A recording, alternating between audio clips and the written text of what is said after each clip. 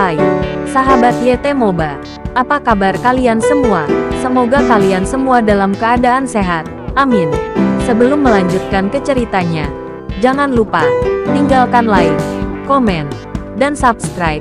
Karena dengan like dan komentar kalian, yang semakin membuat admin semangat mengupload lanjutan ceritanya.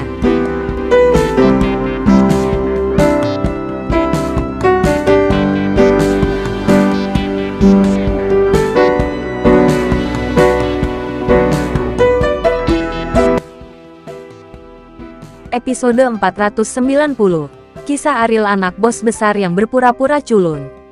Vira berdiri di tempat. Sejak hari pertama mereka mengenal Ariel, sikap Sally terhadap Ariel sangat buruk, dan dia tidak peduli sama sekali. Semua di matanya. Ini tidak ada hubungannya dengan apakah dia tahu identitas Ariel. Tapi sekarang, Sally menyalahkannya atas penyembunyiannya masalah ini.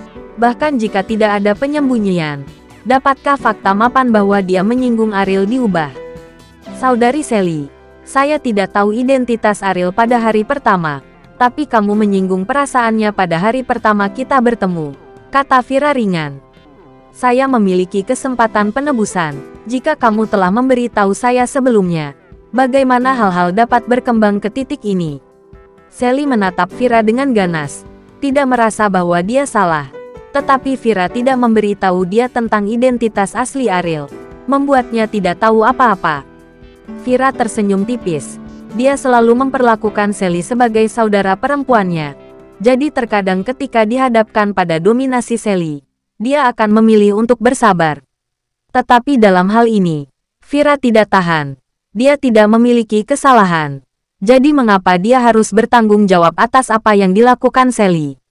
Sally, aku tahu kamu sangat baik padaku. Tapi aku juga tahu kamu memperlakukanku sebagai sahabat karena kamu bisa menemukan rasa superioritas dalam diriku dan membuatmu merasakan keunggulanmu sendiri sepanjang waktu. Aku tidak pernah peduli tentang hal semacam ini. Tapi sekarang, aku tidak akan menerimanya lagi. Kamu mengira kamu spesial, dunia memanjakanmu. Tetapi apakah kamu memiliki modal seperti itu? Jika bukan karena matamu selalu memandang tinggi, bagaimana kamu bisa menyinggung Ariel? Wanita di sebelahnya begitu cantik. Mengapa apakah kamu masih bersikeras berpikir bahwa dia menyukaimu? Kamu konyol, konyol. Ekspresi ganas Sally menjadi semakin marah. Karena kata-kata Vira menusuk hatinya. Tetapi semakin dia mengatakan yang sebenarnya, semakin dia tidak tahan. Karena dia hidup di dunia yang dia bangun. Dan begitu dia terungkap, semua ini ilusi akan hancur. Sally akan menderita pukulan besar. Vira, itu fakta bahwa aku lebih baik darimu. Mengapa kamu mengatakan aku tidak berharga? Sally berkata dengan gigi terkatup. Karena kamu tidak punya apa-apa sekarang. Bahkan pekerjaanmu akan hilang. Tidakkah menurutmu itu bukan salahmu? Vira tertawa. Dia menyinggung Ariel lagi dan lagi. Dan terus menyelidiki di ambang kematian. Ariel dengan toleran mentolerir banyak. Tapi dia masih mendorong maju sebagai orang luar. Vira melihat semua hal ini dan menganggapnya lucu dari lubuk hatinya. Ariel dapat menentukan masa depan Sally dalam satu kalimat. Tetapi Sally mengira dia adalah seorang dewi. Dewi Ariel yang tak terjangkau. Bukankah ini lelucon? Vira, kamu berani berbicara denganku seperti itu. Apakah kamu lupa bagaimana aku memperlakukanmu selama bertahun-tahun? Apakah hati nuranimu telah dimakan oleh seekor rubah? Sally berkata dengan gigi terkatup. Tentu saja aku ingat. Tetapi apakah kamu ingat bahwa aku memasak setiap makanan selama bertahun-tahun? Mungkin kamu tidak pernah memperhatikanku dengan sepenuh hati. Vira tersenyum sedih. Sebagai manusia, dia hanya akan mengingat pengorbanannya sendiri. Tapi dia tidak memperhatikan pengorbanan orang lain. Terserah kamu. Persaudaraan berakhir di sini. Setelah Vira selesai berbicara, dia kembali ke tempat kerjanya. Meski hubungan ini masih akan membuat Vira sakit hati, dia tidak akan menyesalinya. Dalam permainan peran emosional teman ini, Vira selalu menjadi pihak yang patuh. Selama dia tidak setuju dengan sudut pandang Sally, dia membuat kesalahan. Setiap kali Vira memilih untuk patuh, dan sekarang, ini juga saatnya untuk memilih yang baru dalam hidup. Ada banyak situasi seperti ini dalam hidup. Bantuan dan bantuan kecil satu pihak akan diingat seumur hidup, tetapi pengabdianmu kepadanya tidak akan pernah dianggap serius olehnya. Peninsula Hotel. Sejak bertemu Ariel, Helen gelisah. Pikiran batinnya telah lama teguh. Untuk menjadi kepala keluarga dan untuk mencegah kematian Aldi diselidiki, satu-satunya pilihannya adalah membunuh Bakhtiar. Satu-satunya cara untuk melakukannya sekali dan untuk selamanya. Tetapi dia tidak tahu bagaimana melakukannya. Membunuh ayahnya dengan tangannya sendiri. Dia tidak takut pada Guntur. Khawatir rencananya tidak akan berjalan dengan lancar. Begitu Bakhtiar mengetahuinya, dia tidak akan pernah pulih. Nona, apa yang terjadi padamu 2 hari ini? Jika ada sesuatu yang kau pikirkan, kau bisa memberitahuku. Samsir bertanya pada Helen. Sejak dia bertemu Ariel, Samsir melihat bahwa ada yang tidak beres dengan Helen, dan dia sering linglung tanpa alasan. Helen tidak memberitahu Samsir apa yang dikatakan Ariel. Lagi pula, Samsir adalah bawahan setia Bakhtiar. Jika masalah ini tidak disetujui oleh Samsir, rencana itu tidak akan dilaksanakan. Tapi tanpa bantuan Samsir, Helen tidak tahu harus berbuat apa. Samsir, kamu juga punya andil dalam membunuh Aldi, kata Helen. Samsir mengerutkan kening. Penyebutan Helen yang tiba-tiba tentang masalah ini membuatnya bingung. Mungkinkah Helen ingin meninggalkan dia untuk melindungi dirinya dan membiarkannya bertanggung jawab? Nona, kamu tidak ingin aku bertanggung jawab untukmu, kan? Kata Samsir. Helen menggelengkan kepalanya, berjalan di depan Samsir, dan berkata, saya punya cara untuk memastikan keselamatan kita. Dan itu juga memungkinkan saya untuk duduk di kepala keluarga Wibowo.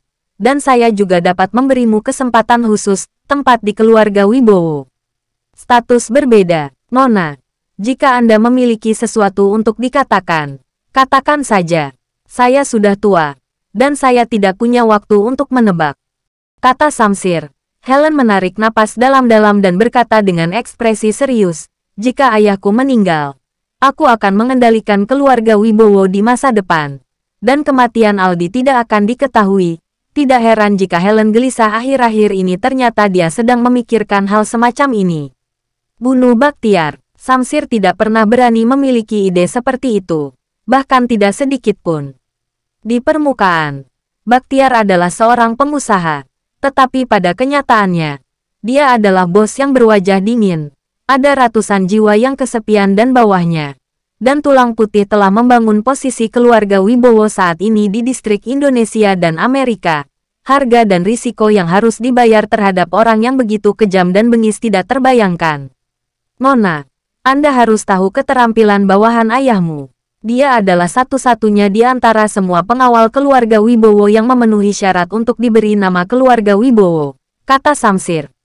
Keturunannya adalah pengawal terkuat dari keluarga Wibowo, tapi Ardian adalah pengecualian. Dia mengubah nama belakangnya bertahun-tahun yang lalu. Merupakan kehormatan besar bagi seseorang dengan nama keluarga asing untuk diberi nama Wibowo di bawah otorisasi Bakhtiar. Pada saat yang sama, kehormatan ini juga mewakili kekuatan kuat Ardian. Samsir mendengar bahwa mantan Ardian adalah pembunuh nomor 1 di organisasi tertentu. Bahkan dikenal sebagai dewa pembunuh. Banyak lawan Bakhtiar mati di tangan Ardian. Dan dia tidak pernah melewatkan waktu tingkat penyelesaian misi 100% semacam ini berada di luar jangkauan Samsir. Seluruh keluarga Wibowo, selain rasa hormat terhadap Bakhtiar, satu-satunya orang yang ditakuti oleh Samsir adalah Ardian. Wajah Helen seberat air. Ardian memang merupakan ancaman besar, tapi dia memiliki status khusus. Ada banyak cara untuk membunuh Bakhtiar, dan tidak perlu menghadapi Ardian secara langsung. Tetapi setelah kematian Bakhtiar, Ardian perlu diberi alasan untuk percaya. Aku putrinya, dan akulah yang bisa mendekatinya sesuka hati. Tidak perlu kekerasan untuk membunuhnya. Setelah selesai berbicara, Helen mengeluarkan kapsul dan melanjutkan, Samsir ini cukup untuk membuat dia mati. Melihat kapsul itu, kelopak mata Samsir berkedut. Membunuh Aldi sudah menjadi hal paling keterlaluan yang dia lakukan. Dia tidak pernah berpikir bahwa dia akan pergi ke jalan membunuh Bakhtiar sekarang. Jika kamu tidak melakukan ini, ayah akan mengetahui bagaimana Aldi meninggal cepat atau lambat. Pada saat itu, Aku mungkin dikurung di ruang bawah tanah keluarga Wibowo selama sisa hidupku. Dan kamu akan mati, kata Helen. Nona, karena kamu adalah orang yang paling dekat dengan Patriark, bukankah lebih baik bagimu untuk melakukan hal ini? Kata Samsir, karena kamu tahu tentang masalah ini, apakah kamu masih memiliki hak untuk menolak berpartisipasi? Aku akan mengantarkan makanan secara pribadi, dan kamu akan bertanggung jawab untuk dapur belakang, kata Helen. Samsir sesak napas, dan setelah perjuangan sengit di dalam hatinya, dia mengambil kapsul itu dari Helen. Saya berharap Nona akan menjadi kepala keluarga Wibowo di masa depan dan dapat menepati janji, kata Samsir. Bersambung.